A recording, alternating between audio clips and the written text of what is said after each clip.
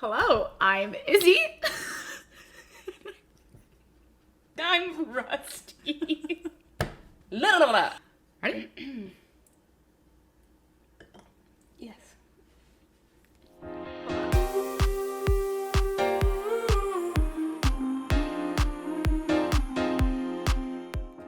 Hello, I'm Izzy. And I'm Jessica. And welcome back to The Greatest Genre, aka Romantasy. where we will be rereading, dissecting, and fully fangirling over the exhaustive works of Sarah J. Maas, starting with A Court of Thorns and Roses. Today we will be focusing on ACOTAR chapters 20 through 25. Oh, so we have got a 6 lot chapters today. going on today. The first portion of the episode will be spoiler-free. We'll be speaking exclusively about the events that unfold within those chapters, sharing our thoughts and analyses, also referencing events from previous episodes and chapters. Mm-hmm. And the second portion will be completely a different story. It is going to be spoilers abound. Oh my god. So many today. Today's going to be a problem. No, so we many have today. to stay concise. I know we say that every time, you guys, but actually today there are some unhinged theories back there. Unhinged. Yes. And if you have not already torn through ACOTAR, TOG, and CC, and you do not want to be exposed to those spoilers, we will give you a very clear warning. Yes, we will make sure to keep you safe. If you are not looking for spoilers, then you will know when to exit. Precisely. Yes. And then a couple of quick housekeeping notes before we dive in. Housekeeping! Housekeeping! Yes. Reminder, the Greatest Genre does, from time to time, contain adult content and adult language. Especially today. I'm unwell. Especially today, and I'm not even going to tease it. We're just going to give you the disclaimer. Today's episode does have adult language and adult content, as the series itself does tend to do from time to time. Some books more than others. Yes. So, if that's not your thing, then this is maybe not the episode for you, but we hope that it is. We certainly hope that it is, because it's definitely the episode It's for so us. fun. And finally, a final request to please keep things kind in the comments. We love this genre, we love this community, and we can all disagree on which fae is finest while being respectful of one another. We absolutely can. And if you have not already, please give us a follow on Spotify, on Apple Podcasts. We are also now on Amazon. Oh, yes. Do you and know how to get Google that? Podcasts. Like if you were to Google Greatest Genre Amazon, would it show up? I am working on a link tree right now that is going to be posted in our social media accounts. Isabel, you know those like the back of your hand. Can you rattle them off for our followers, please? I absolutely can. So on Instagram, you can follow us at the _greatest genre. The _greatest genre. You can email us at thegreatestgenre@gmail.com. We are on Twitter at greatest genre. And I think that's it. YouTube is just the greatest genre. Our Instagram is a really dependable place to go to for updates about episodes, where you can listen to us and all that kind of thing. And we have a TikTok. Yes, now. we do have Oh my a god, TikTok. I forgot about our TikTok. We do have a TikTok. Do you know? You guys should be proud of us. Is it just the greatest genre? I think so. We'll put that on our Instagram too. Just go to our Instagram. We're millennials, so that's where we live. Oh no. All right, Jessica, I think it is time for us to return to Prithian. Oh my god, I thought this day would never come. I know, it's been so long. It really has. Let's go over the wall, return to Prithian, and venture into chapters 20 through 25 of ACOTAR, A Court of Thorns and Roses. Take it away with those summaries. I'm going to try and keep it brief today because we have a lot to talk about. We're covering 6 chapters instead of our typical 5, and there's a lot going on. There's a lot going on. Okay. Chapter 20. Remember, we are following the very deeply unsettling encounter with the Ator. Mm-hmm. Even though Feyre couldn't see it, it was like very unsettling for everyone. The mood was kind of bleak, but preparations for Fire Night, aka Calanmai, become a welcome distraction.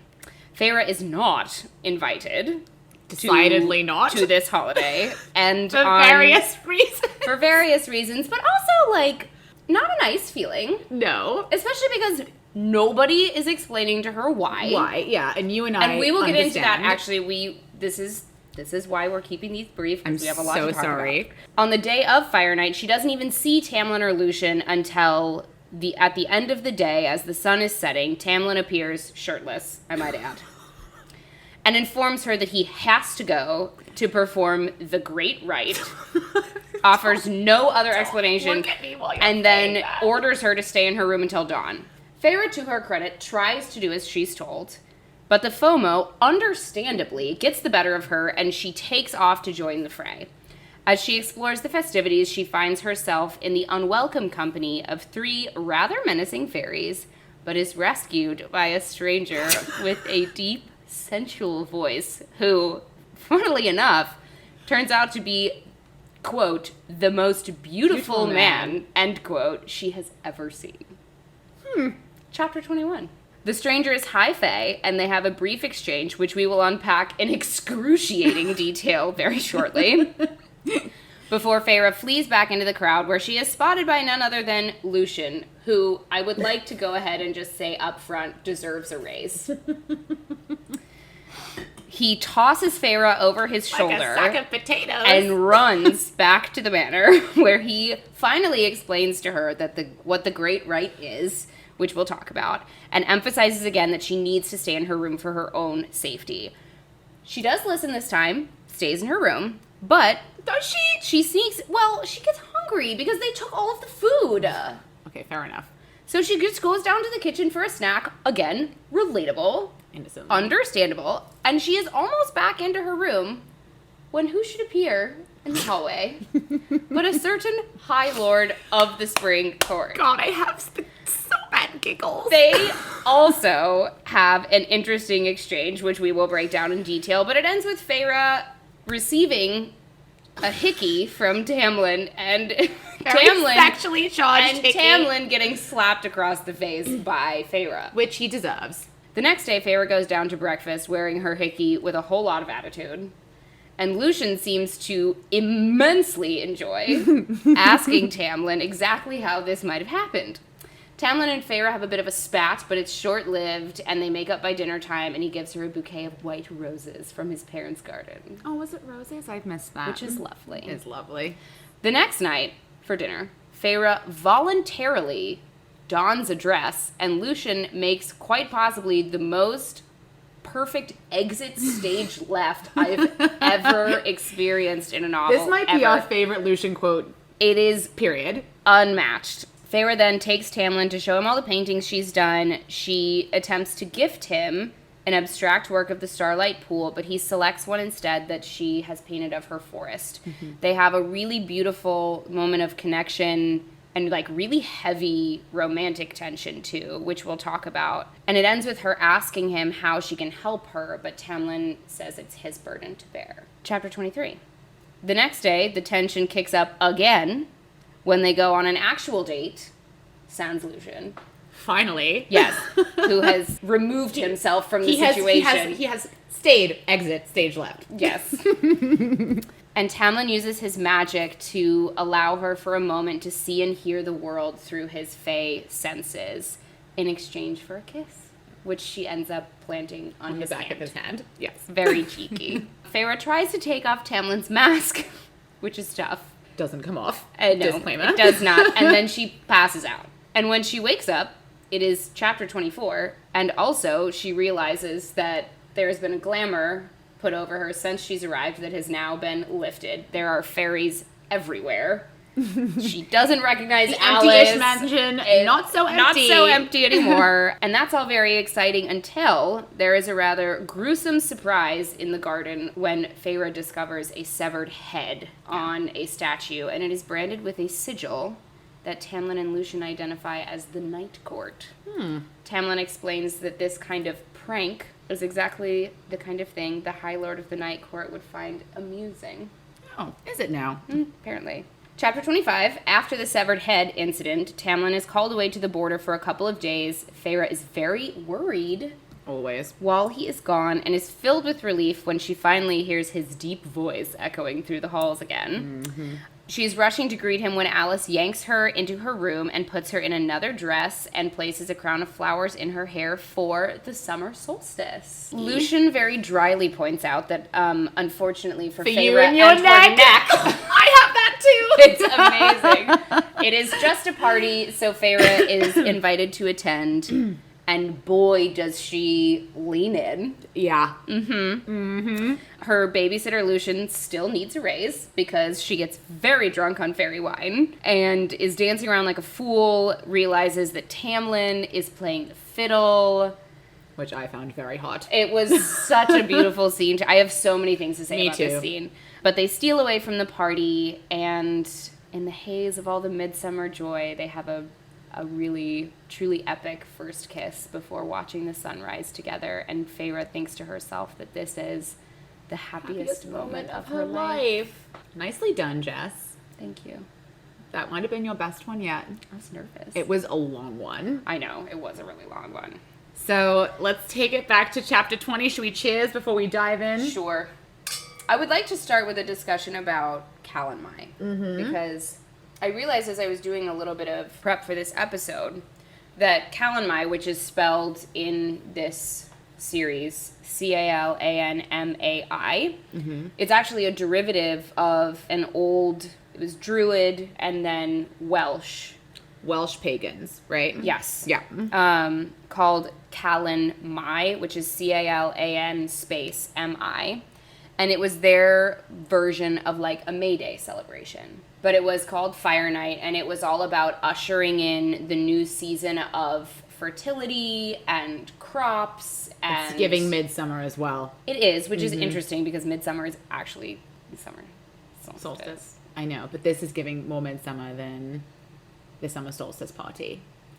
Although more dancing at the summer solstice party. But it's interesting, and I love that Sarah J. Maas takes a lot of her inspiration from real different. Me too. She pulls from a lot of different cultural traditions, which I think is she really studied interesting. at university or no? I don't actually. It'd be cool to look up. Yeah, but yeah. So Calanmai, the Welsh holiday, it's celebrating rebirth, welcoming in the summer season, and it is considered to be a time of year like ripe for divination.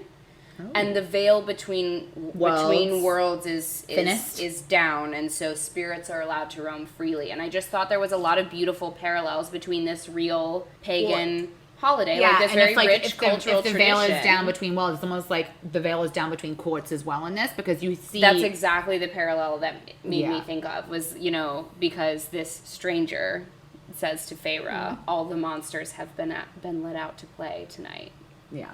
And I was just like, I love the way she takes inspiration from these pieces of real culture and turns them into something whimsical. And it does feel very pagan in its description as well. Just the language that she uses in itself. The drum beats came from far away. They were deep. They were probing. They were summoning. Yeah. It very much feels like you're being drawn over that, something quite primal. Well, and speaking of primal, like the Great Rite is very primal. And I think that like we might as well just talk about it.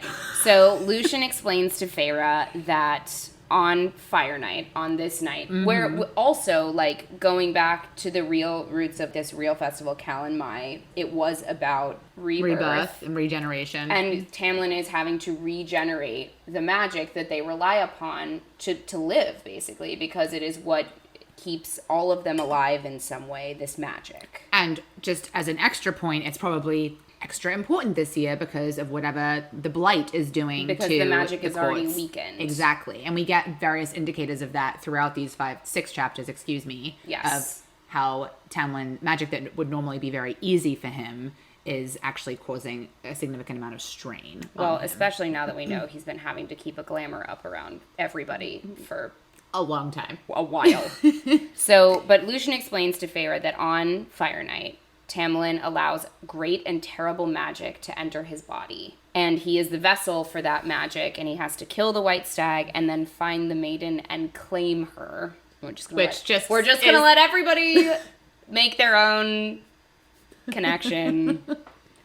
Find the maiden and claim her in order to renew and regenerate the magic that keeps the land alive. And they depend on this magic, like we said, for essentially their survival. So, yes, it is very important. But you know what annoys me about this whole thing is if, sex is supposed to be such a less big deal in the fairy realms. It's just a part of life, right? And Sure. And it is given and received more freely, I feel like, than it is in the mortal realm, with less judgment and with less connotations. Why wouldn't they just tell her what the Great Rite is?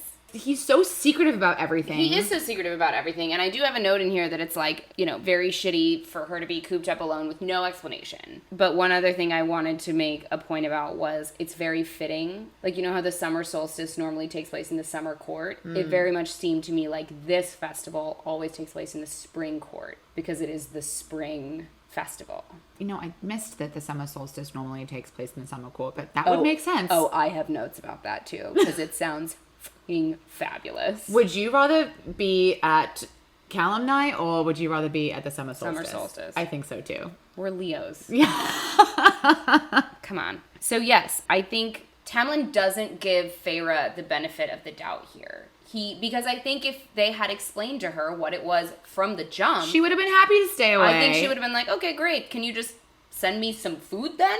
And then all of this, the and biting and happened. The whole way, it all could have been avoided, although I'm happy that it happened. Everything happens for a reason. So, since she doesn't know at this point what the Great Rite is, Feyre is... She's being beckoned that. Yeah, she cannot resist the call, the lure of the drums. She feels like there is this voice in her head that's telling her to go. There's this string that's pulling her over there. Yes, the string pulling. And she makes her way over. She rides bareback. Go, Feyre. I love that. I know. You and I Isn't wish. that, I know. Why isn't that my life?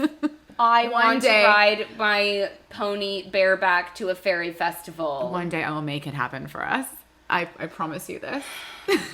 But she makes her way to Calanmai, where she finds hundreds of fairies just roaming about. Some of them masked, some of them maskless, like we discussed beforehand. At this point, if I were her, I would start to be like, maybe I should have stayed. What am I mistake? But our girl Feyre, she's got some balls, and she continues on until she is met by 3 menacing strangers, like you mentioned earlier. Nasty. They are scary. And they are also maskless, which means they are from another court. She says they're like spindly, like just kind of gross. It gives you the heebie-jeebies. Yes. The drumming and the descriptions will make it sound very primal what's going on around them, but these 3 strangers, they pull her away from the party, which we can just say is so scary. Like, she must be terrified right now. And they start grabbing her and making her feel really uncomfortable, and she's starting to panic when she falls over and then strong hands pull her up. Strong, broad hands.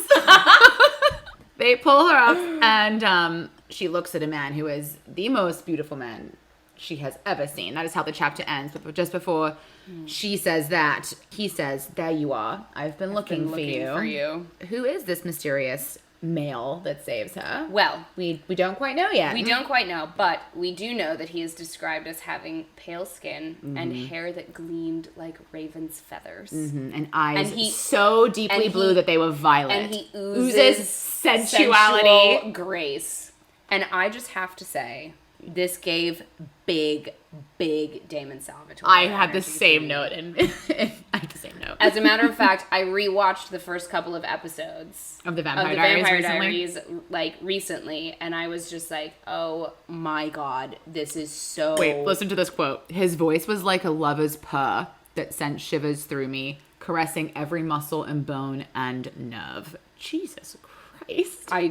I'm picturing Damon Salvatore. Who was also introduced in a slightly menacing way as well. Yes. I would love, God, the dream, right? To one day be able to speak to SJM directly. And I would be so curious to know if that played into her mind at all when she was writing this scene. And I wouldn't be surprised if it did, because I'm sure we've mentioned this in previous episodes, but I do find little snippets of her writing that reminds me of Lord of the Rings or of Troy. Because she's a huge fan of this genre too. Like, before she started writing it, and I think most people who end up writing fantasy romance, you draw inspiration from a multitude of sources. They grow up as a fan of it, which is an amazing thing. But it's almost like she can't stop talking to him. She can't decide if she's afraid of him, and yet she is unable to stop asking him questions. They have some banter. They do have some immediate banter. Mm-hmm. Do I look like I'm from the Spring Court? That was one of my favorite lines. The noble Spring Court, I think he says. Something like that. The sarcasm. But the amount of sensual energy that SJM weaves around this new character is thus far unmatched Besides maybe Lucian. Just for me, personally. A lot of references to the night around this character. She's like, yes, night, she like, says, like, rippled night off rippled of him. around him, like, wafted in his wake, tendrils of night. Mm-hmm. And eventually, she pulls herself away from him. He gives her his arm and is like, can I escort you back to the party? And she's like, nope. Nope. She's like, you're a problem. Just gonna go. Damn it. Stay away. And she goes back to the Calanmai festivities where she runs into Lucian, who is not pleased. Poor Lucian is just trying to enjoy himself. Lucian, and he probably wanted to stay at the party and have a little fun. Stay at the party. I'm sure he went back and had his fun after he deposited her back in her room. Also, the way that he just tosses her over his shoulder and runs is very hot. It's very hot. It's a problem. I know. I understand. I really struggle. I know. Yep, he tosses her over his shoulder like a sack of potatoes and runs very fast, might I add, back to the mansion. He is high fae. He may not be a high lord, but he is a high fae of royal blood. Lest we forget. Lest we forget. Where he then describes what the Great Rite is. We've already had our giggles about that, but And Feyre is beet red. Is blushing. Because, and like, to be fair, that's an awkward conversation. I bet Tamlin and Lucian were both like, well, you tell her. Because doesn't Lucian Tamlin literally say, like, no, you well, tell now her. I have to deal with Tamlin smelling you, and he's going to go fucking crazy, pardon my French, and I'm going to have to explain to him why you aren't there while he's in his primal animalistic state of being. I swear we're not 17 years old. So anyway, so Feyre then is like, okay, I'll stay in my room. And what is it about, like, when Lucian tells Feyre that Tamlin wants her, because to be honest, like, we all knew, everyone in the book knows, underlying. But it has not been said out loud yet. Because Feyre and Tamlin both have communication. Seem to be struggling with their feelings. But what is it so hot about men acting like beasts that is so attractive? I don't know. A problem. But you know what it did remind me of, actually, when he was running back with her over his shoulder? That scene in The Mummy when Brendan Fraser tosses what's-her-face over my God, on the boat? Yeah, and he's like, don't leave. Stay right here. And she's like, let me out. Although Feyre was more agreeable at this point. Because yes, she was. When she heard what the Great White Rite was, she's like, ah. But also, instead of really being afraid for herself, she's pissed that he's like gonna go and find some other woman, female. So then she needs a snack at about 2 a.m. Yeah, when I think she anything to distract yourself from, let's call it what it is, the jealousy. Yeah, you know that, and it's not like it's like maybe my crush is out there with. It's like no, you know. She knows and she's having to picture it and try really hard not to picture it. So the drums stop and she wakes up immediately and she's like, I'm hungry. So she goes down for a little sneaky snack. An effective coping mechanism. And as she's walking back to her bedroom with a cookie, food descriptions are still on the up and going up. strong. Yep. She runs into a shirtless Tamlin who is in rare form in the hallway. Oh my God. And he has these wells of paint all over him, which also reminded me of the Mummy, because she's like, I can see where someone had touched him because there were smudges that went down below. Like that went below his midriff, might I add. Oh no. And then he pins her up against the wall. Oh my! And he's like, I smell you. So Lucian was right. Tamlin did smell Feyre. Wait, I have some and notes. was driven mad by this. Oh my god! Oh my god! I don't even know if I can say this line out loud. And you then say he it. says, "I would have been." You can say it. Don't look at me when you say it. He says, I would have been gentle with you. He says, she asked me not to be gentle with her either, he snarled, his teeth bright in the moonlight. He brought his lips to my ear. I would have been gentle with you, though. I shuddered as I closed my eyes. Every inch of my body went taut as his words, Jessica, you have to stop giggling. I would have had you moaning my name throughout it all, and I would have taken a very, very long time, Feyre. Oh my god. And then her back arches, and it's all just too much. How red am I? Actually, you're all right. This was the first scene where I got a little hot and bothered reading this book. Like it What just is this, kicks, chapter 22? Or is this 21? This is 21. Like it kicks up a notch here, and we kind of get into gear a little bit. Mm-hmm. And she's just teasing us a little bit with what is to come. Yes. And then he bites her. And then he gives her a massive...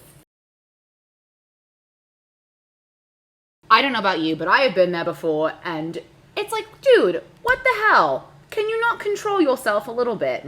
Very funny the next morning at breakfast. Oh my God. When she goes down. I could pick... The way that she wrote this scene, I could picture it so clearly. Like, It's just almost her like she could coming down. even I almost picture her doing like a... And she could even tell, like, when you can tell when the camera would cut to certain places. Like, she wrote it all out perfectly. He's like slouched there, like refusing to look, but not ashamed. He's just... It's almost like he's not even entertaining it. And Lucian is like... This breakfast banter kills me. It is so funny. I just see Lucian be like... Tamlin?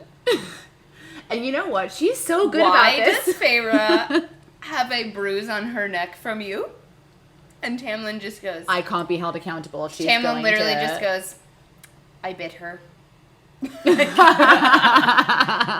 Like it ain't no thing. Amazing stuff. And I like this chapter because she always does this. She has a very intense ending to a previous chapter, and then she will give you a little bit of comic relief.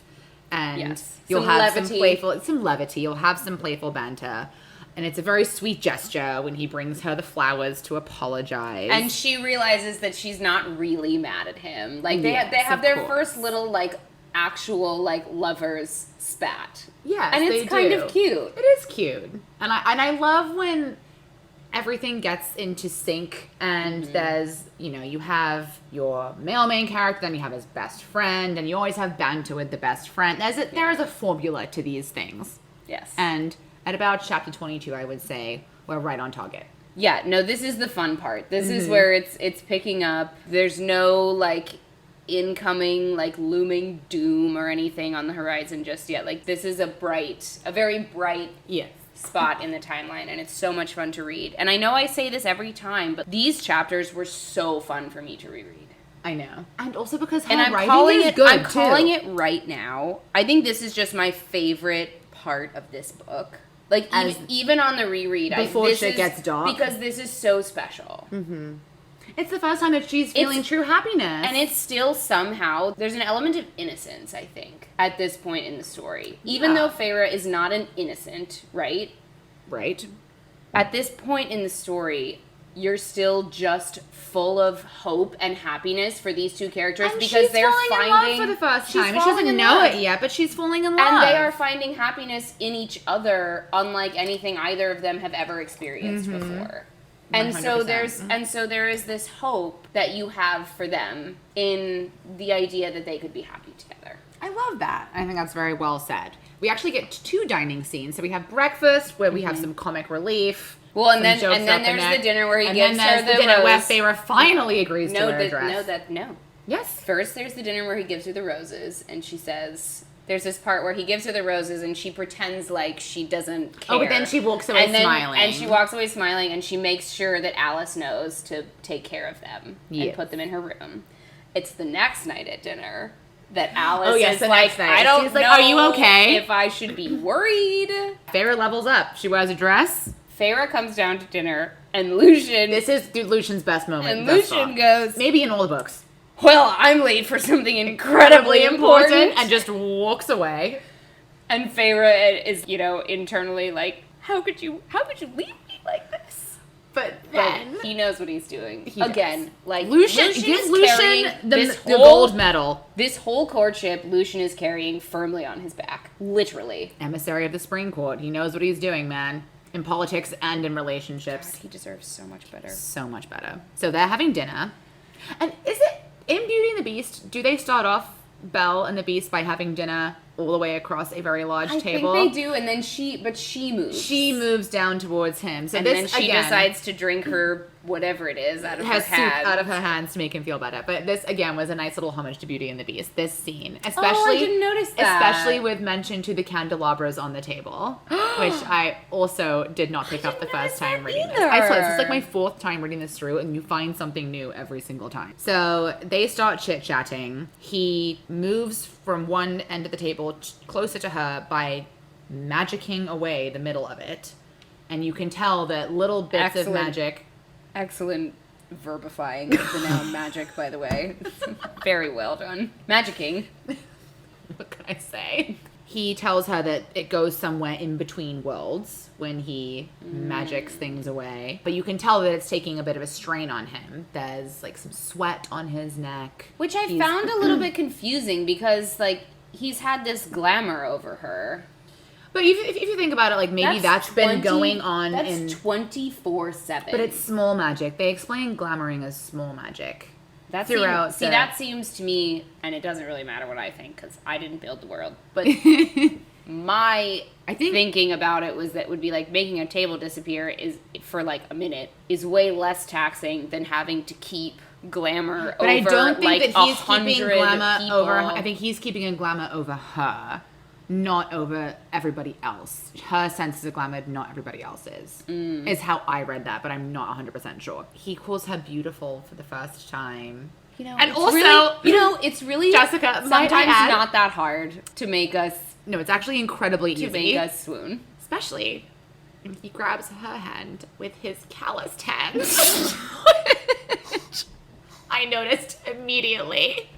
My favorite indicator of hotness. Yeah. And then they walk towards the gallery, holding hands the entire time, might I add. I know, it's so sweet. And she doesn't want to let go of his hand, but she has to unlock the door. And then eventually they go in, and he is stunned by everything that she's been doing, and she's trying to lead him towards certain things that she has chosen to show him. Yeah. But he seems to be more drawn to paintings of her previous life before the spring court. This was a really powerful scene. Really moving, intimate, I thought beautiful moment between the two of them. And you can feel, I think everybody can relate to her. Like she gets really... She's panicking a little bit. Kind of panicked because all of a sudden he's like really seeing, this is a really vulnerable thing.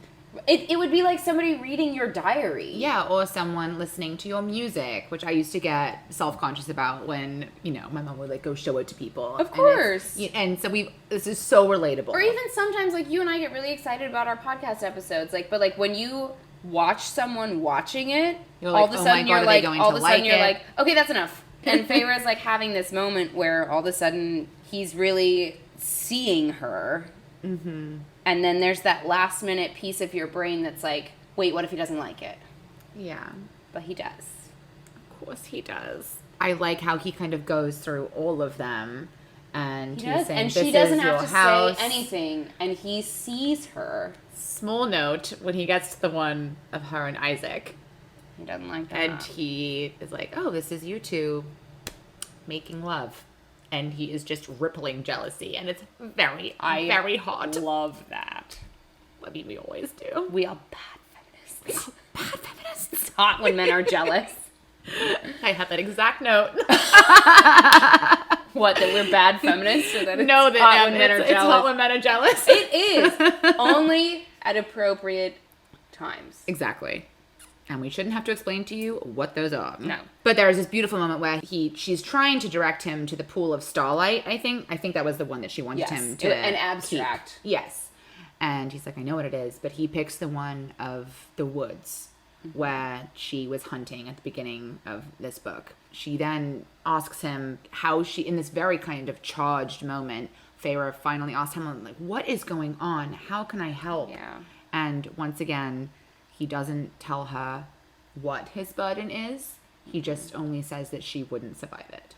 So and I think he believes that. I think he does too. I think he really believes that it is his and only his responsibility to save everything. I also wanted to talk a little bit more about when he says to her that he wants the painting of her forest. It's this really amazing moment where he identifies the similarity that she had identified a few chapters ago, where she says, I started to understand this burden of leadership that he never wanted, that he was never supposed to have. And I understood it because that's what happened to me when I ended up having to carry my family's survival on my shoulders. And he says to her, he says, I've had many lovers. And she feels very jealous. And she feels very jealous, which is also relatable. Yes. But he says, none of them ever understood. And it's worth noting that he doesn't say it makes them equals, you know? No, because but you when don't have she to was, have the same things happen to you to understand someone's feelings. Correct. But when she was thinking about it before, she was like, of course he would never, like, of course it was foolish of me to think that he would ever consider he and I the same in any way. And he doesn't say that here. But he does say none of them ever understood. And he identifies that she can, at least to an extent, understand what he has experienced. I think he says something like, they didn't understand what the bad days felt like. And she, and that's kind of what it comes down to, is she gets that. And I think that's a very vulnerable moment for the two of them. Again, and she's giving us a little, and then she's giving us some levity, and then she's giving us these really poignant moments. But this moment tips the scales. Yes. 100%. I think we are now past the point where maybe we can this will just be a flirtation and we're just going to be friends. 100%. And I think this is similar vibes to the Rose Garden a few chapters back, but at this point there is more that has happened between them. That was very flirtatious, and that was like tension. This is emotional vulnerability. And then she doesn't lock her door. And then the chapter ends. And then Izzy and Jessica take a sip of wine. And so then they go on a real date. Finally. Just the two of them. They go sans Lucian, as you said in your summaries. Because Feyre says Lucian had made himself scarce or something. Something like that. And this is, again, a short chapter, but a sweet one. They're sitting in a grassy meadow. And again, SJM is doing a 10 out of 10 job with the descriptions of the world and the whimsy and how gorgeous it is. I have a note here where, like, I love the way she marvels at the world. Maybe she's enraptured. Maybe it's because we haven't deep dived and reread in the same detail the following books as we have this one, but I just noticed that so much more on this reread was how gorgeous the language is, especially in a couple of chapters when we talk about the summer solstice. Oh my gosh, the way that she describes that, I was getting angry. I just got goosebumps. I was getting angry while reading it because I was like, oh my god, I'm never going to be at a party. It's like, I want to be at that party. And I think that you and I should throw one at some point. When we get raises. Sure, we can, but and when we find a woodland area that's appropriate. Yeah, but it's just going to be full of mortal men. Ugh, yuck. Ew. So this chapter does a good job of reinforcing the magic and the mystery that is Prithian. And then Tamlin says that he can make her truly see this world. And then it's very hot when he says he can make her taste this world too. Hot. It's indecent. And he lifts her glamour, and she is immediately overwhelmed. But also, like, enraptured. Yes. And again, I love the way that she marvels at the world around her. Mm-hmm. And I think this is the beginning of the moment towards the end of these chapters where she says, I've never believed in a better world before. Yeah. But now I do. Get emotional. Oh, just you wait, because I've got some other things packed at the end of this episode. I think, and then when she looks at Tamlin as well, I think she says something like, my heart cracked or my heart broke when I looked at him because he was so beautiful. And she didn't think she would ever see anything that beautiful. I know, but then she tries to take his mask. Moment ruined immediately. Like, and she's like, it's like, oh, this isn't coming up. Like, what is that from? There is something that... Again, you remember how there was like the Legend of Zorro situation a few episodes ago, and I was like, when he was flipping over after reading the limericks up and down, I was like, what is that movie from? I'm experiencing you're right. There is another right now. Is it Shrek? She's like, take off your helmet, and he's like, no. Maybe. Remove your helmet. No.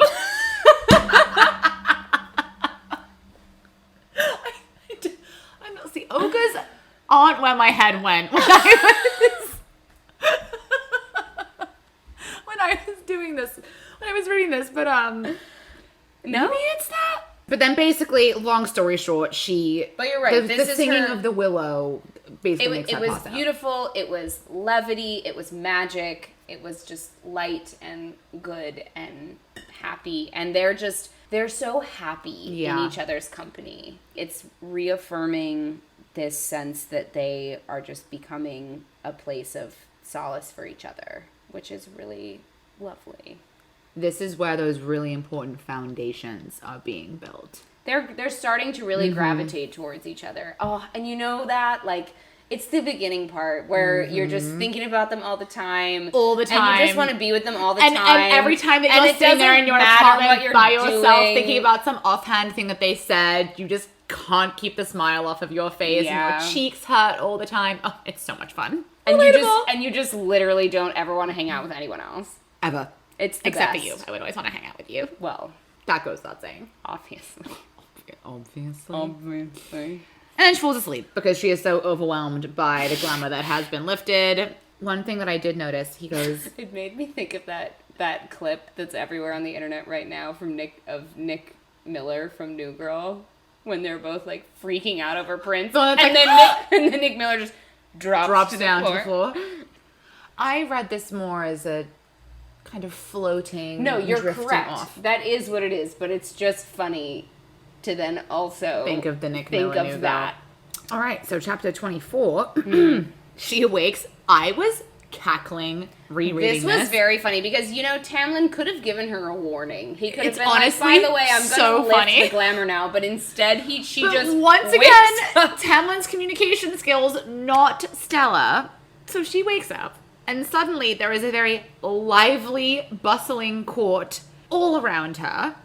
Yes, as you mentioned before, the empty manor is not so empty. This would actually be a horrifying realization. And it was really funny reading it because of the way Scary. that SJM framed everything, but it would be horrifying. I would be humiliated. I would be like, I think I'd be scared first. do you know how differently I act when I think nobody is looking at me? I think you and I are pretty aligned in this. Like, if I found out that all those times I thought I was alone, I was actually probably surrounded by at least 6 other beings, I would be like thinking back over the last however many months I've been living in this manner and done things like pick wedgies when I think nobody is looking. It's very tough for Feyre in this moment. I think she goes outside. She takes it in stride. She takes it much better than I would. We do find out something important. So we were able to see the Puka, the Naga. Because they were from other They were courts. from other courts. And the Serial doesn't belong to any court.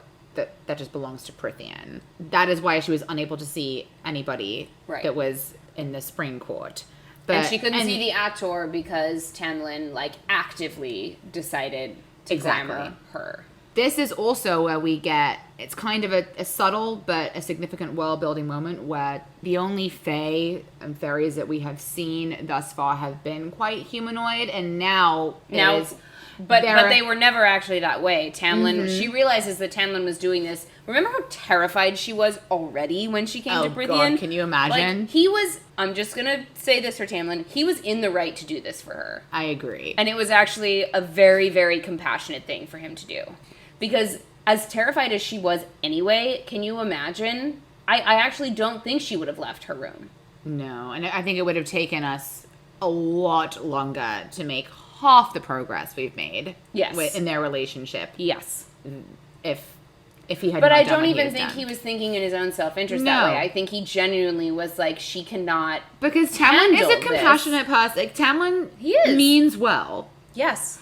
So she goes out to the garden where there are lots of little bee fairies. And she's going to paint outside. Can I just, I know, painting out in a beautiful garden on a where sunny there's day. cheerful little fairy creatures all around. The real world sucks. Her world also sucks when suddenly, I forget how exactly it happens. I don't. She stumbles over her head. She's dragging her easel outside, and I think the line is, I found a head in the garden the next day. It's like impaled on a statue It of a is heron. stuck on a statue, yeah. And Lucian has to climb up the statue and remove the severed head, again emphasizing the need for a raise. As she is stumbling away, some broad hands clasp her shoulders. Always. Always. Why does she know what she gets to be caught by a lot of broad hands?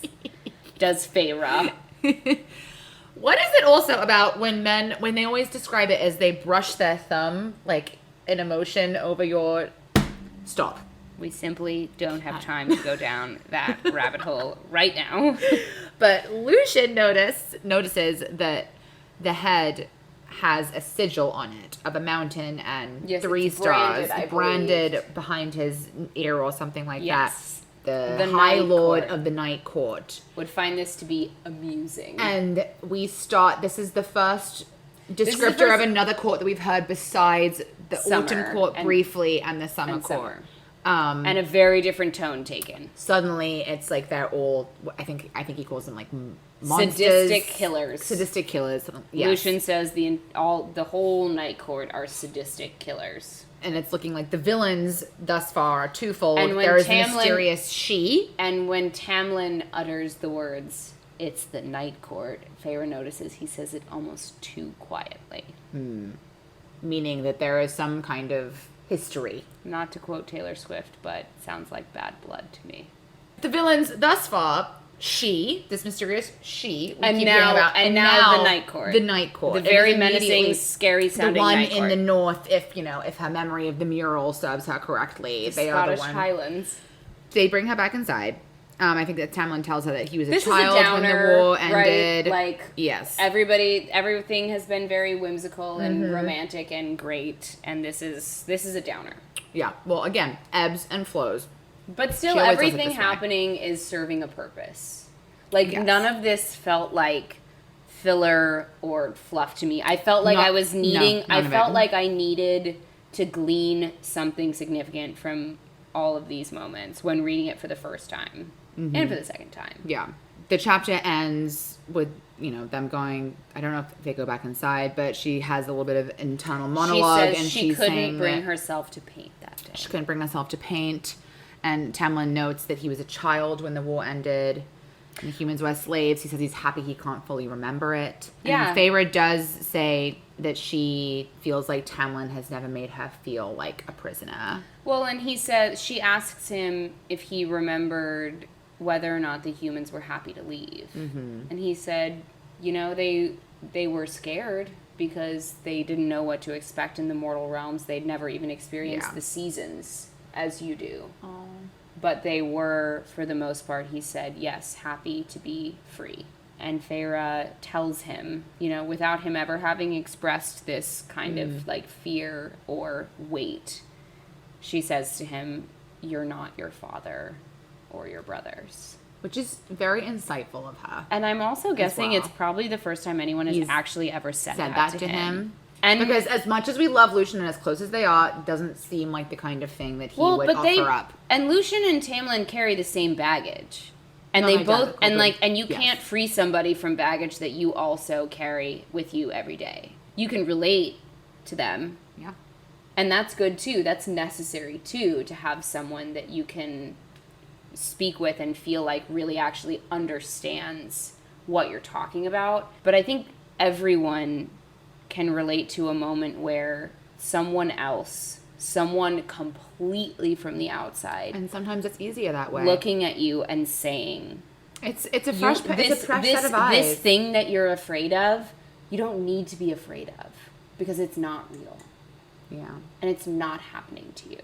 And like that's such an important, intimate moment, no matter what form it takes in your life. And it's a stepping stone to the next level of any kind of relationship you have, whether it's romantic or whether it's a friendship, or a mentor, anything that moment is a very important stepping stone to growing more as a duality. Someone seeing and liberating you from a fear that you have not even been able to express is a very profound thing.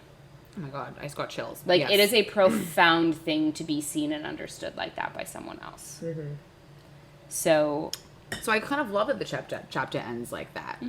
Because, And again, he can't even say No, he anything can't. in response. And so what we need, after a realization like that, is a party!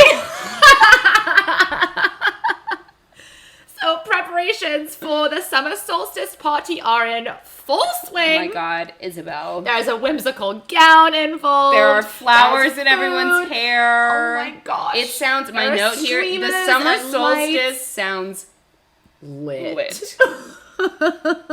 It's not fair. But okay, I also just want to say, Yep. so Feyre gets dressed up, and I have another moment here where with help from Alice. But you know what? I think it's worth noting that Feyre is looking at herself in the mirror, and She's seeing someone beautiful. She is so kind to herself. She doesn't say she says I was no beauty, but I was like healthy and happy looking, and I felt pretty. She just feels like she's not.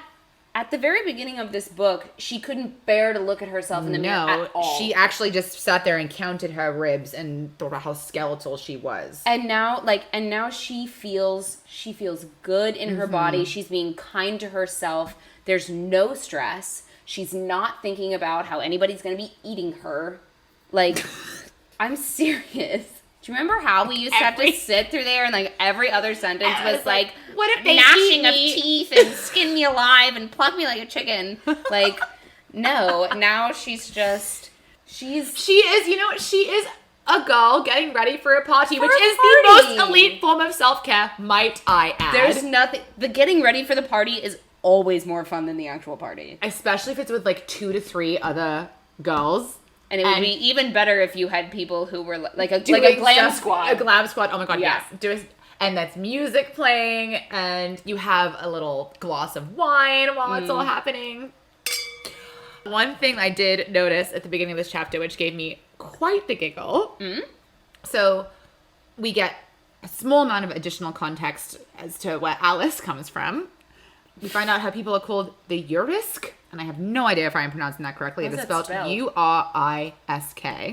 This is the first time I noticed Is there it. an umlaut over the U? No, there's not. Okay. But I did a quick Google just because I was like, I don't know what this word is. That is a dangerous game. So glad I did. God. Because what came up is that an Urisk is a type of house goblin. In fact, Wikipedia actually says that it's a household spirit or hobgoblin. Hobgoblin. Scottish folklore. Alice is a hobgoblin? That is, well, no, she's not. I'm sure that SJM is using Hobgoblin seems to me like the non-politically correct term for household spirit? For a Urisk. I feel like a Urisk would be offended if you called them a hobgoblin.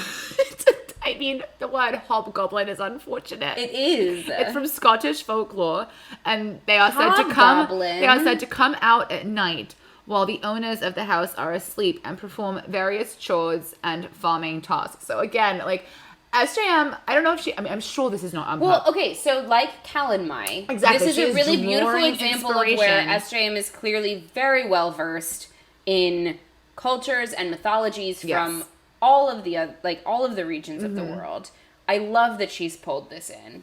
I know. However, especially since I refuse to call Alice a hobgoblin. Mrs. I just Potts want is not a officially hobgoblin. state for the record that I do not subscribe to the use of the term hobgoblin for Alice's people. To be fair, when you do a Google search and you look at images, like, they don't seem scary. They just seem a little rougher around the edges than maybe we were imagining Alice to be. Well, at first. Well, that's because Alice appeared as a high fae under the glamour. And really, she has skin like bark. This is another one of the tree bark. Things, yeah. But she just sounds very...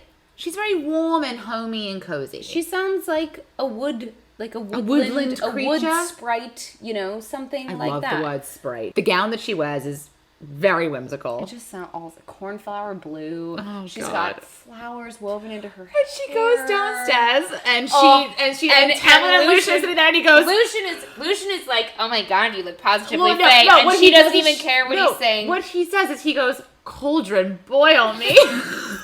First of all. She looks positively fey, and Feyre doesn't even care. I know, because she's just looking at Tamlin. Because she only has eyes for Tamlin, and he's smiling at her. And this is when we get the iconic. Look lovely. I know, it's just so sweet. I imagine like a girl coming down to prom. It's the scene.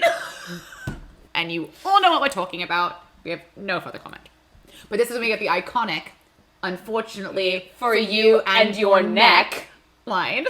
And then Feyre looks at him and says, do you lie awake at night to come up with your witty replies for the following day? Again, the banter, 10 out of 10. And their friendship is really, like, this is, like, they're friends. I love it. I love it. It's like, I'm telling you, these chapters were so joyful to reread. So then they actually make it to the party. Which sounds like, okay, we get a lot of questions, I feel like, about, why are you really, you're into this? Like, why do you, like, what's so great about it? This chapter and this scene, it's, to me, just really embody everything that this genre is. That makes this genre the greatest genre. It's almost better than some of the relationships you read about. The magic and the fantasy in this scene, it's euphoric, it's beautiful. She is completely carefree.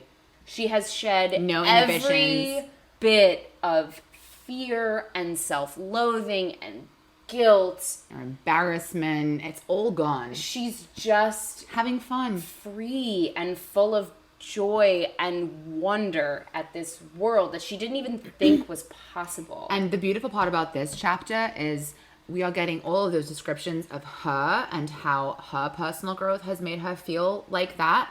And it is matched completely by her physical surroundings. By her surroundings. And how absolutely breathtakingly gorgeous they sound.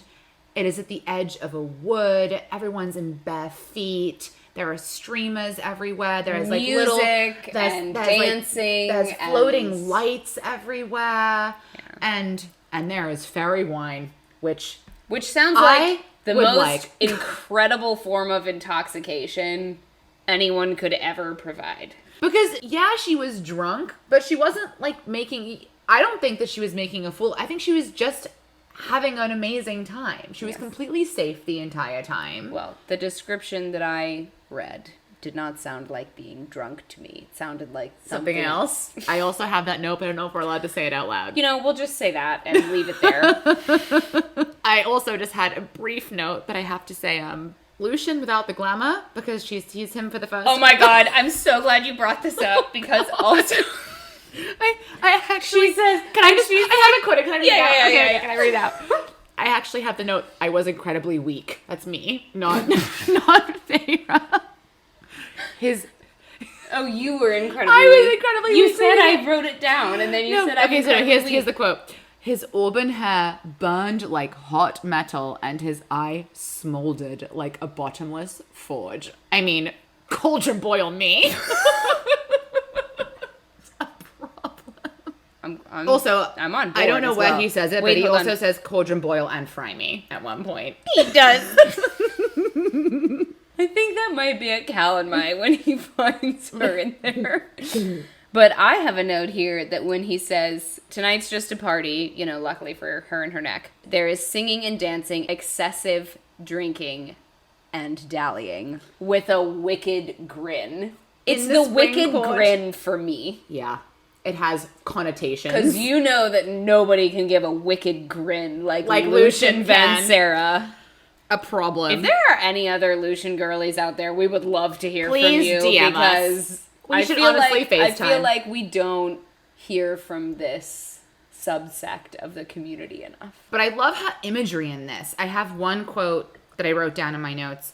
I was as unburdened as a piece of dandelion fluff. Yes. And he was the wind. And he was the wind that stirred me about the world. So this is when she starts, so she's drank the fairy wine. And she's just And she's dancing just away. dancing. And poor Lucian is supposed to be her minder. And she's she notices. She's like, why are you so serious? Yes. And then, well, first he's she just goes, like, Jesus Christ. I'm going to paint you. Which is a very relatable drunk moment. It's somehow. Yeah, you and I have I both would never definitely say done that to anyone. We but would it's say like, something else equally as irritating when... And Lucian is like, actually, I think this is when he says, cauldron boil and fry me. And then... So she dances away in front of the musicians, and she realizes one of the musicians is actually Tamlin. And is he shirtless? No, he's not shirtless, but he's playing the fiddle. Fiddle. As someone who was an orchestra girly. Okay, well, as someone who has been very appreciative of male musicians her whole life. That's also true. There's a note that she writes on. The strong column of his neck was exposed. And it was a little sweaty as well. And then he releases Lucian. He's like, he says she doesn't need a minder, go have fun. And like, about time. Mm-hmm. If you're not going to give him a raise, at least give him a day off. Let him go dally. I volunteer as tribute. Same. And then she and Tamlin start dancing. And it is so unburdened and it is so beautiful. And her feet are bare, and he's smiling as well. And she's not a very good dancer, but he's making her a good dancer. And I have to throw a little bit of a splash of cold water over this conversation, because you and I have been reading well, not exactly this, but like this light. Yes. Since we were like 11, 12 years old. Mm-hmm. Very rude awakening when our first kiss, or at least mine, I guess I can't speak for you. While you're dancing with a boy? Yeah, not like this. Horribly, crushingly, just not despairingly not this. When you've been building this up in your mind for years. I've been reading this since I was like 11, 12 years old. I didn't have my first kiss till I was almost 16. And you can imagine my chagrin when it happened, not in a beautiful glen surrounded by will-o'-the-wisps with a tall, broad-shouldered... Stop saying broad. Golden-haired man. Strong-jawed male. Tamlin, unrealistic. He leads her away from the party... And he makes sure in a non-menacing way. In a non-menacing way. And he is making sure that she's only stepping on grass because her feet are bare. And then they make it to a glen, as you mentioned before. And the will-o'-the-wisps, even though they're not described in the same way, but they kind of reminded me of the will-o'-the-wisp in Avatar. The glowy things that come down from the sky. Spirits. And then I don't know when this was written, if it was after 2008, but I swear, I read things in SJM's books sometimes, and I'm like, they must have come from various fantasy Which is films. also amazing, because like we said, I love that authors of this genre are also fans of this genre, and it makes you feel connected to them. And then they have their kiss, and... You and I have slightly differing opinions about this. And I'm with you. The first time that I read this, back in 2022, I had a reaction much more similar to yours. And then the second time I read it, I had a reaction much more similar to yours reading the scene. The Starlight Pool. So I was like, what? No, that's so interesting. So I actually, the part where he kisses her at first, and then she's like... That's it. I relate very much to that because I'm actually pretty sure I've done that exact same thing. That's it? The entire kiss took less than 2 pages. It's just the first kiss. All I'm saying is that normally in the greatest genre, in any of these books... That's only if the first kiss is also the first... No. Other things. Not necessarily. The chapter finishes... with her saying, it was the happiest moment of my life, and damn, if that didn't just break my heart a little bit. It was so sweet. Well, and also the moment where she looks at Tamlin and she says, my father once told me to let my sisters believe in a better world. And I told him there was no such thing. This is the first time she feels that way. I've believed that could be true. And I will say this, I was deeply moved by the very end of this chapter. Well, because you're right. She is falling in love for the first time. And that is a powerful, moving, transformative experience. Yeah. And it's really, really special. And it was a joy to read. I'm calling it right now. This is my favorite part of this book. Isolating it from the rest of the series, this part of this book is, in my opinion, perfect fantasy romance. Yes, I would agree with that. It is everything you hope for when you start one of these books. Just pure joy reading it. It's not overly complicated. It's not overly simple. You're just like, this is exactly what I wanted on a hungover Sunday, which is exactly when you gave it to me, and I finished it in one day. And that brings us to the end of 25. Brings us to the end of our chapter discussion for the day, and it was a joy. I've missed this. I have to. I'm glad we're back. So, this is everybody's warning. Big warning. We are about to transition into the spoiler section, and we have a lot, like, truly, we've had spoiler light in the past. This is big spoiler. Like, we are about to ruin a whole lot of stuff. So it's time for you to say bye-bye. If it is your first read into ACOTAR, we cannot express how much we love this journey. We're so happy you're here with us. So excited for you. This is actually my favorite episode so far. But you deserve to experience everything for the first time, just like we did. So please exit the podcast now and come back for the next one. We love you. We love you. Welcome to our spoiler section. Woo! Are you ready, Jess? I have a number of notes. Okay. Where would you like to begin? So I'll begin with something very small that I'm going to go linearly again. Yes. From chapters 20 to 25. So we start off right after we have seen the Ator. Yes. Well, we haven't seen him. Yes. Farrah hasn't seen him, but she paints something. Him. And, it. We don't know if it's a female or a male, whatever. So she has this uncanny ability to picture the Ator, which I did not notice the first time or the second time. Because of the glamours. Because they can see through except for Elaine, apparently. But, wait, so later on. You think it's because of the... Wait. Remember? Because the glamour... She couldn't see the Ator, and the Ator couldn't see her because of the glamour. Yes. And Tamlin's glamour didn't work on Nesta either fully. So that's not what I think it is. I think it's because of her mating bond with Rhys. He knows what it looks like, and she has this uncanny ability to paint it. And I looked up the description of the Ator when she first sees it later on. Right. Because she's right. It's not exact, but it is very similar to how she paints this. And I just freaking love when SJM does shit like that. When you're going back and you're rereading it and you're like, oh my god, no sentence was by mistake. Because I just barreled right through that the first time. Didn't even think, oh, why is she able to picture it when she didn't, I guess, through its voice? Anyway, yeah, I think that's why it is. Well, it's the same way, when we read the when we read how the Boggy... when we read how the Boggy made her feel, right? We immediately were like, oh, it makes me think of a Dementor. Oh, it makes me think of this. It makes me imagine that. The way that she felt... Yes. It made her think of this creature. But you're absolutely right. It is uncanny when she sees the Ator eventually, how pretty spot on she is.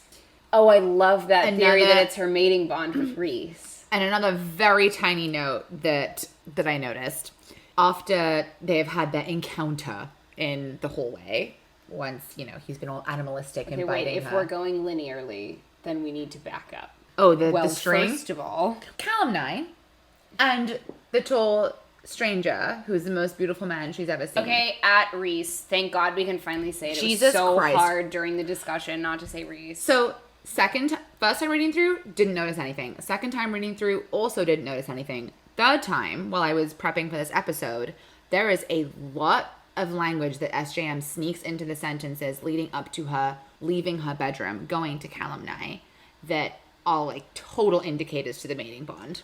Yes. There are a couple of quotes that I pulled out. One is, there was a string tied to my gut that pulled me towards those hills, commanding me to go, to hear the fairy drums. That is literally the tug of her mating bond, pulling her over there. Oh, absolutely.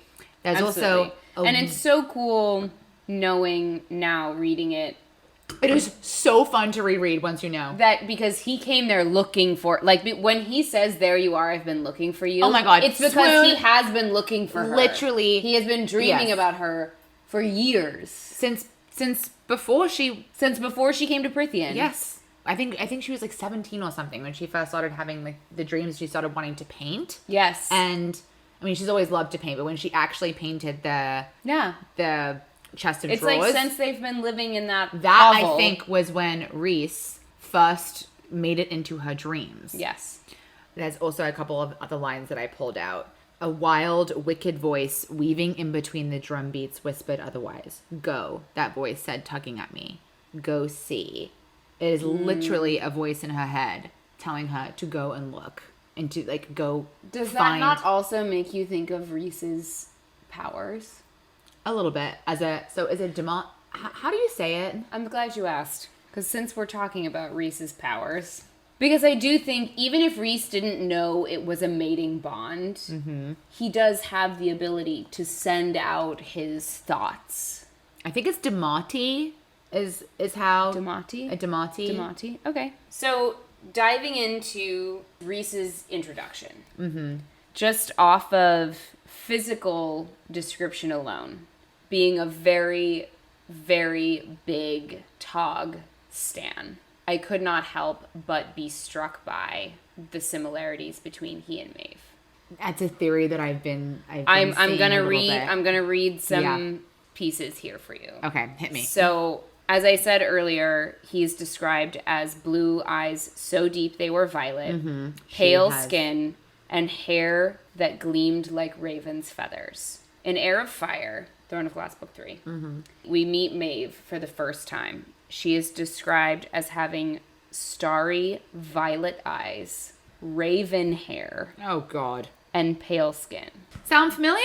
She is also described in a moment when Rowan makes the blood bond to Aelin. She's like, the world had faded away. It was just Rowan and I. And even Maeve faded away to just a shadow lurking behind us. In all of Feyre's dreams. She's very particular about the language that she uses. There is a shadow that is watching. Lurking. Yes. Behind. And we know now that that is Rhys being a part of her dreams, because we know that SJM doesn't do anything without an by accident. intention. She is so intentional with every single little descriptor that she uses. So there's a couple of theories here. The one that I subscribe to the most is that there is a distant connection between Rhys and Maeve. There is a slightly more unhinged theory. Love the use of the word unhinged. That Maeve is actually Rhys's sister. Wait, what? You are dropping that on me in real time right now? How? I guess the worlds don't have think of time and space separates them. They never, right? Rhys and his father never saw the bodies. They never even saw the wings, which apparently were kept in the Spring Court, and Tamlin Feyre even cremated tries them to find the wings. But Tamlin cremated them in Aquawar, yes, which was actually an act of respect. However, this is all very alleged.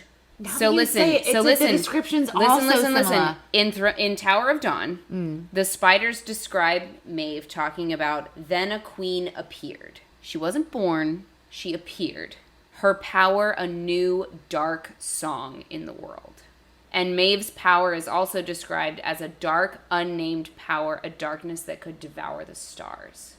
And it's the fact that the word stars, they both have their power is both likened to darkness and night. If this theory turned out to be true, the timelines would line up, because Rhys's sister died, hundreds of years before the moment of the events that are unfolding in ACOTAR. Maeve has been Queen of the Fae for hundreds of years.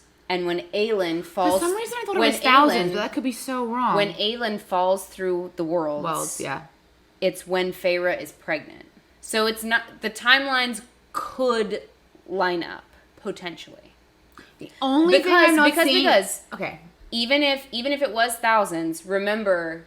It doesn't mean anything. That doesn't mean anything. Separating worlds. The only thing that is giving me pause is the fact that the initial description, I totally agree, sounds hell of a lot like Maeve. But the only reason he is so pale is because he is under the mountain for 50 years. Because he's half Illyrian. Yeah. And the Illyrians have a darker complexion. That's true. But it's also said here that Maeve... It's documented in Throne of Glass that Maeve chose her form. So the physical... At the end of the day, none of this means anything. SJM I was going to say, so the other sort of side of this theory is that Maeve isn't related to Rhys, but maybe she encountered an ancestor of Rhys's, and she chose her form based on that. But if that's the case, who was it and why? And how did she manifest powers so similar to? And the way that Aelin in Heir of Fire describes Maeve, a talon scraping against her mind is almost countless, exactly the same way Feyre describes the first time. And we're gonna and I think maybe the next episode actually. Yes, because we get when Rhys comes and he breaks into her mind. And it is literally like talons scraping against the walls of her mind. And actually she uses that description the entire way through. That cannot be a coincidence. No, she wouldn't use that what same we way. know for a fact is that there is a connection between Rhys and Maeve. Now that we know that all of these worlds are connected, are in the same universe, sort of stacked on top of each other, loosely connected in some way, but not bound by space or time. There is some kind of connection between Maeve and Rhys, and then by extension, the Starborn Fae in Midgard. And the Night Court in general. Yes. Like, it all kind of originates up there in the north. Yes. And speaking of the Night Court, this is a small note that I had, but now that we know that Tamlin and Rhys used to be very close in their youth, when Lucien and Tamlin are talking about the Night Court, when that head shows up and there's the sigil with is it Ramiel and the 3 stars? Yes. They're talking about the Court of Nightmares when they're speaking about the atrocities that the Night Court commits, and they're all murderous. The court that Rhys allows the rest of Prythian to believe is his. Exactly. And it's just, it's interesting to me that I think that Tamlin truly considered Rhys a friend back in those days. But Rhys clearly didn't consider Tamlin quite the same, because otherwise maybe he would have said something about Velaris. If he allowed Tamlin to believe that that's who he really is, then that friendship wasn't as deep as we thought. And I think I said this in previous episodes, there is a lot about that relationship and about those two families that we do not know yet. And I think I'm wait for the next book, but we're gonna have to wait a while because we're getting CC3 next. But there's even that moment, I think it's in Frost and Starlight maybe, when he goes back to the Spring Court after everything, and I think he goes once in Frost and Starlight. He goes multiple times in Silver Flames. And Tamlin is just wasting. He's spending more time in his beast form than in his fae form. And at one point, he hasn't used his voice in a long time, and it's really gravelly because he's just been living as a beast, and his entire court has abandoned him, which is so sad. And reading these chapters makes it even tougher to think about the way that he is in later books. And I know that a lot of people have really, really negative, strong opinions about Tamlin. And I went through that cycle as well. Well, and he makes mistakes. Seriously. He makes huge mistakes. Ones. But so does Rhys. Mm-hmm. And to your point, knowing what we know now, I understand Tamlin feeling really betrayed and lied to by Rhys.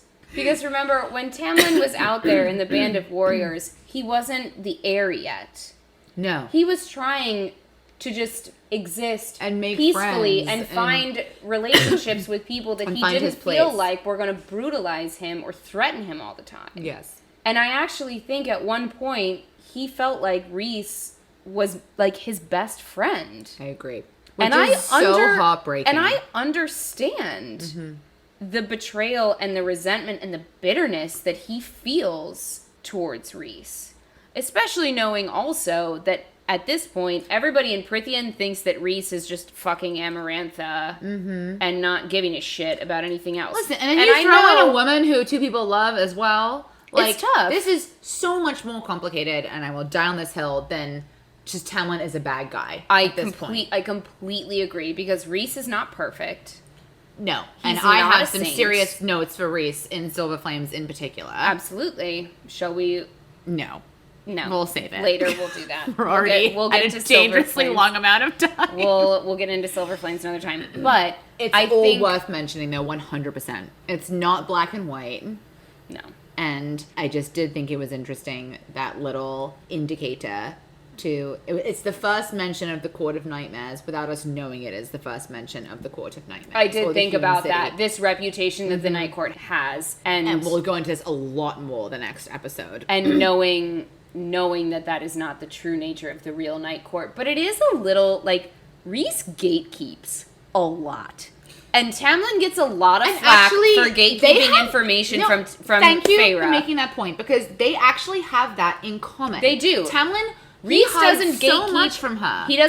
Rhys doesn't gatekeep from Feyre as much, but he gatekeeps from his entire... He's the High Lord of an entire court. Mm-hmm. And the only piece of it that he really gives a shit about is Valaris. is Valaris. And he's got the biggest court in Prythian. Mm-hmm. Just worth noting. Let it be also stated for the record that we love Rhys. We love Rhys. We stan Phazand.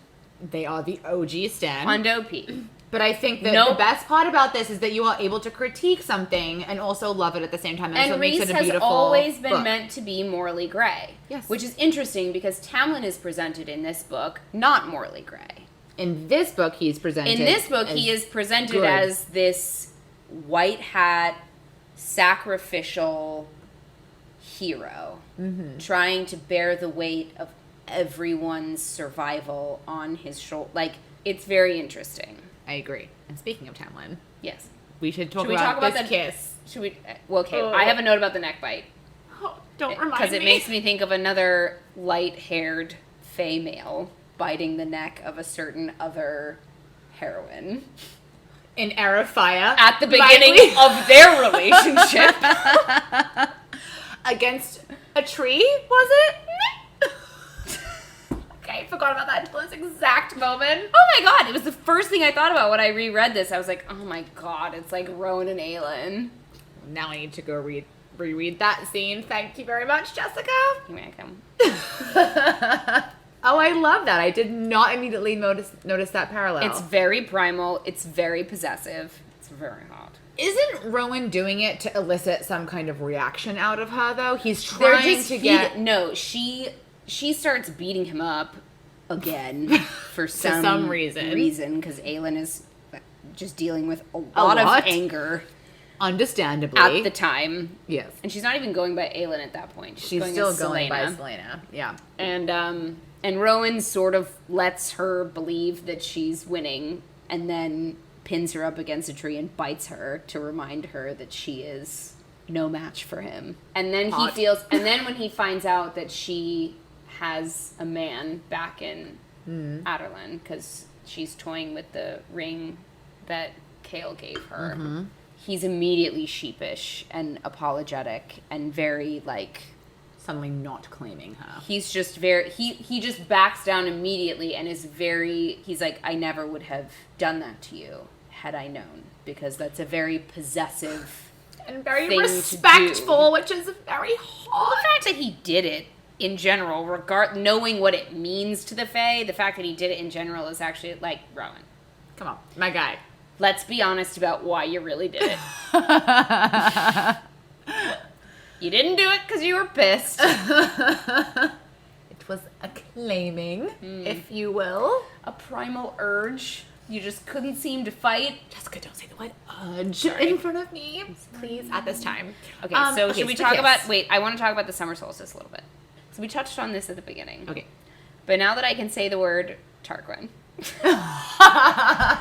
Can you... Like, Calanmai sounds very, like, witchy and spooky and fun. Mm-hmm. Was there a word for summer solstice or no? It was just summer solstice. It's the solstice. Okay. Can you imagine the annual summer solstice party at Tarquin's, like, seaside palace? Okay. Do you or do you not think that Tarquin would put on a fucking banger of a summer solstice party? Here's what I do agree with you. Tarquin goes harder than Tamlin. Yeah! Thank you. Why did you even fight me on this at the beginning? I just don't see it as, like, a boat It's party. like a white party.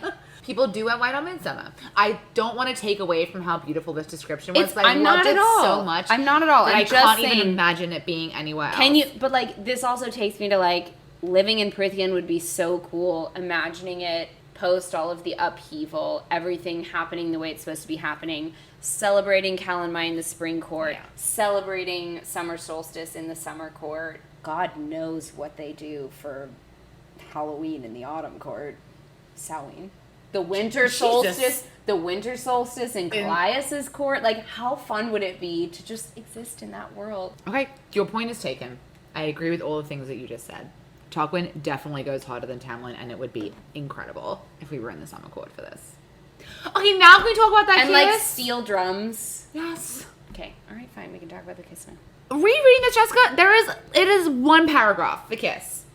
I'm not trying to take. I am not trying to take away from the fact that she said it is the happiest moment of her life, because let's be fair, she does not have a lot to compare it to. I would also like to speak up in Tamlin's defense that he knows that Feyre is very drunk. I think he is trying very hard not to take advantage of her intoxication.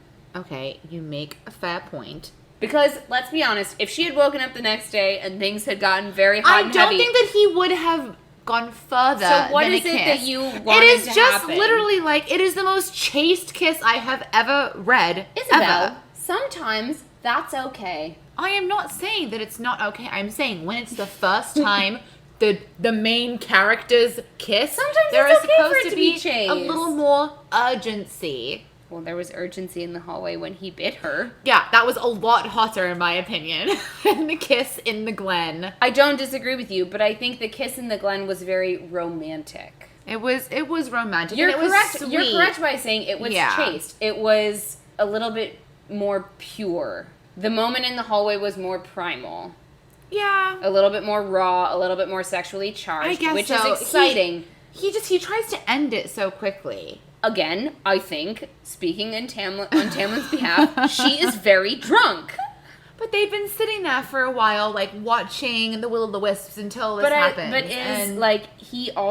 He's very, like, remember when he was having this conversation with Lucian, he knows that there is this deal that if he can make a human fall in love with him... No, and that is actually, I'm glad that you brought that up, because... I think he is at war with himself, being like, is this real, or am I wanting this to be real because of this... bargain that's been made. I think Jessica, he is holding himself back because he doesn't want to be taking advantage of her. You raise a great point, and we actually haven't discussed this really at all in the spoiler section yet. And it is worth mentioning that we should be making... I know. We have another bottle. Don't worry. We'll do it after the episode. Okay. It is worth mentioning that we should be, in these moments of real emotional intensity between these two main characters, we should be just remembering that it is all in the context of he has to do this, otherwise his entire court, and I think actually, I'll have to reread it, but all of Prithian. I think it's everyone. Yes. Like, will be forever basically doomed because of this blight. And so I think he is at war with himself because he has genuine feelings for her, but also I think you are right, and he feels a tremendous amount of guilt. Because he's not being honest with her. Mm-hmm. I'm just saying. And you've also heard him say to Lucian... he has guilt, you can still... bit of a better kiss than this. I mean, it's not even that it wasn't, he's trying to be respectful, yes. It's like he brushes her lips and then is like, okay, we should get going. Then they do a little bit better than that. Because she goes, that's it. I love that she did that. I mean, me too, and thank God she did. That's exactly what I would have said. It would have ended after the first brush. Well, you know what? Sometimes women have to step up. I agree. I'm very happy that she did. There is nothing wrong with her saying, that's it? As they say on Love Island, pull him up on it. And then when they're sitting there on the hill watching the sunrise, and she says to him, this is the first moment I've ever believed that there is a better world. Then he really kisses her. And she says it was not like the first few. Yeah. It was not deep hurried. And thorough. It was deep, I think is what yes. And like hot. And you know. You know. I will say, he redeemed himself at the end there. But again, like, to your point, this is romantic. This is not, it's not raw. It's not sexual. It's not primal. It's emotional. It is deeply romantic and intimate. Yes. To me, it just feels, knowing what I know in the context of all the other books, it is not. I hear you. Yes. You know what I'm saying there. Yeah. No, I do. But I am not trying to take away from the fact that this, again, is an incredibly important moment for her in, like, her development. It's just a person feeling that for the first time. No, I love, you brought it that. up very early on in this episode that she's falling in love for the first time. And I think and everyone can relate to that while you're reading this. You're like, oh, that feeling. And if you haven't been through it yet, like, God, how lucky are you? You have this to look forward to. Because when it happens for you, it's so amazing. Yeah. And, like, no, it's an amazing moment. And I want to end on a note that I picked up on about her reference to A Better World. And we hear it in the opening chapter of ACOTAR, actually. And I missed it then, when her father looks at her and says, "Let your sisters hope for a better life, a better world." And she says, "There is no such thing." It completely and totally went over my head until I was reading these chapters. Again, this is a massive, massive, massive callback to Throne of Glass. Oh my God. When until you said that right now, I didn't notice. When Manon arrives in Terrasen, she says, "We came because we believe in what Aelin Galathynius has promised us." I am covered in goosebumps. Oh my God. When Hussar reveals that she's already internally decided to go with Sartok to fight, she says, "Because Aelin Galathynius asked me to fight for a better world." Oh my, I have chills. I, got really emotional. I'm gonna tear up right now. Because Aelin's court is the court that is gonna rebuild the world. And who knows what she had to do with creating Prythian, if anything at all. If the Maeve theory plays out, Aelin being the cauldron doesn't work. Which is fine. Yeah, I love that there are multiple theories out there. I love that they're all conflicting. I love exploring all of them. I'm so excited for the next book. I'm scared. Well, I think we should probably end. This was personally my favorite episode yet. This has been amazing. I feel like we love you all so much. My cheeks hurt from smiling so much. No, there this has so been many great. Easter eggs. All right. Thank you so much if you are still with us. You are a trooper. This is a long one. We know. You have no idea how much we love you. We get so excited every single time we make one of these episodes. And please reach out to us. We love to hear from all of you. We've started to get our first couple of organic fans that aren't our friends. It's pretty exciting. A couple of quick housekeeping notes. If you missed it the first time, we are on Instagram at _greatest genre, on Twitter at greatest genre. You can email us at thegreatestgenre@gmail.com. We are also on TikTok. Thank you, Jessica, for figuring that out. CC3 cover art dropped, and Jess is like, "This is our time, Izzy. We have to figure out TikTok." And I haven't done much since then, but I'm working on it. One of her videos has 50,000 views. That's impressive. Okay, but in the realm of TikTok, that's nothing. Okay, well, to TikTok newbies, it's very impressive. Thank you. And you should give yourself some credit. So we appreciate anyone who has followed us so far. If you haven't, we would really appreciate it if you threw us a follow on Spotify or on Apple Podcasts. We are on both of those platforms, as well as Amazon Podcasts and Google Podcasts. Yes. Linktree coming to the Instagram very soon to make those very accessible. But we will be back on Wednesdays with new episodes. Yeah, we're trying to keep the Wednesday every 2 weeks episode drop a thing. Yes. I can't. We're halfway through the season. More than halfway through the season. It's gonna get very intense. I was gonna say I feel like we're at the peak. Everything's happy, and we're about the roller coaster's about to just start tossing you everywhere. Tumultuous, if you will. That's the perfect word. And on that note, thank you all very much. We love you. This has been The Greatest Genre.